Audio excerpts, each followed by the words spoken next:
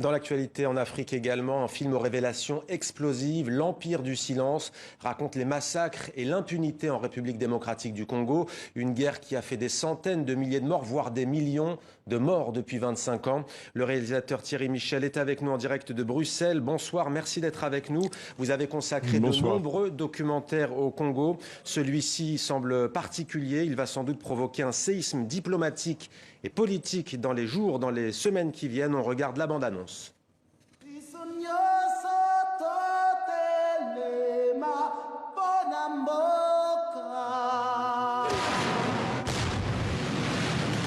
Le peuple congolais est massacré depuis plus de 2 décennies au vu et au su de la communauté internationale. Des milliers sont morts. Donc ce sont des vérités que certains ont tenté d'étouffer.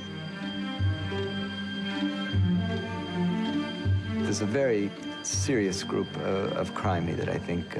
Thierry Michel, pourquoi l'Empire du silence?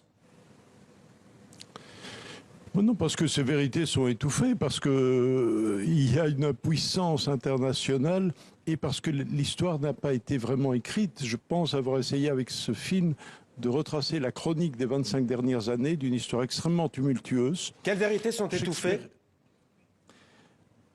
Les vérités sur les massacres. Vous savez, les Nations Unies ont fait un rapport extraordinaire, qui est le fameux rapport Mapping dont parle régulièrement le docteur Mukwege qui a reçu le prix Nobel de la paix. Alors, les Nations Unies ont fait un rapport qui liste sur 10 ans 617 crimes qu'on peut classer crimes contre l'humanité, crimes de guerre, voire génocide. Mais ce rapport n'a pas eu de suite. Et l'autre chose, c'est que ce rapport était accompagné d'une base de données qui listait les présumés criminels responsables de ces crimes. Cette liste est aujourd'hui toujours non officielle, toujours tabou, toujours oublié dans un tiroir des Nations Unies. Alors ce qui frappe Thierry Michel dans votre film, c'est que les groupes rebelles se sont livrés à des massacres, mais aussi les armées régulières, les forces gouvernementales, à la fois du Rwanda, pays présidé par Paul Kagame, mais aussi par les présidents de la République démocratique du Congo. Oui, de l'Ouganda aussi. D'ailleurs, l'Ouganda a été condamné pour ces faits et est tenu aujourd'hui à devoir dédommager le Congo des crimes commis au Congo lors des affrontements qui se sont produits à Kisangani entre les armées ougandaises et rwandaises pour s'approprier des richesses diamantifères. Mais tout ça, aujourd'hui, doit évidemment être dit, être connu et permettre un travail judiciaire et un travail mise en place d'une justice pour, pour que ces cycles infernaux de violence répétitifs depuis ce cirque incroyable, ce carrousel de violence depuis 25 ans se termine. Alors justement, il y a le film qui est un plaidoyer pour la fin de l'impunité, mais il y a aussi la volonté d'intenter des actions en justice. Sur quoi allez-vous vous baser? Vous avez parlé du rapport Mapping, d'ailleurs, qui a fuité dans le journal Le Monde, hein. À l'époque, c'est Le Monde qui avait révélé d'ailleurs ce rapport que beaucoup voulaient mettre sous le boisseau. Mais de toute façon, depuis, il n'a pas eu vraiment beaucoup d'écho, sauf que le docteur, lors de la remise de son prix Nobel, l'a remis en avant de l'actualité, appelant à ce qu'enfin on dise le nom de ces personnes que personne n'ose citer. Et je comprends l'urgence pour quelqu'un comme le docteur et pour de nombreuses victimes congolaises aujourd'hui de sortir de ce silence. Est-ce que pour vous, le président du Rwanda, le président de l'Ouganda, Museveni, le président aussi Kabila, qui n'est plus aujourd'hui au pouvoir, est-ce qu'ils doivent comparaître devant la justice internationale? C'est absolument pas à moi à le dire.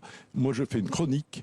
J'ai été chercher des témoignages au fin fond des forêts congolaises qui sont, je pense, extrêmement révélateurs et émouvants. J'ai rassemblé des archives, dont certaines sont exclusives et sont vraiment très émouvantes. Quelles archives? Je vais prendre une archive importante, c'est celle de ce train de la mort qui arrive de Tingi sur Kisangani lors de la première guerre du Congo, et dans les années 96.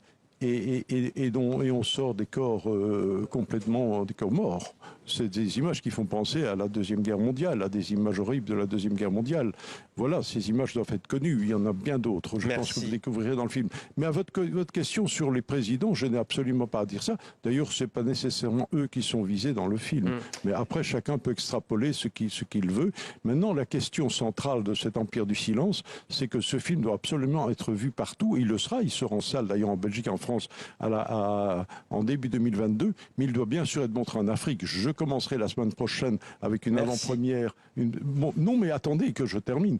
Il doit être présenté au Congo. Malheureusement, actuellement, le visa m'est refusé pour aller préparer cette sortie et cette tournée au Congo. Donc le peuple congolais aujourd'hui va être privé de sa mémoire. Merci beaucoup Thierry Michel d'avoir répondu à nos questions. Le docteur Mukwege qui s'interroge aussi sur le rôle de la MONUSCO, mission humaine, qui est sur place alors que les massacres continuent.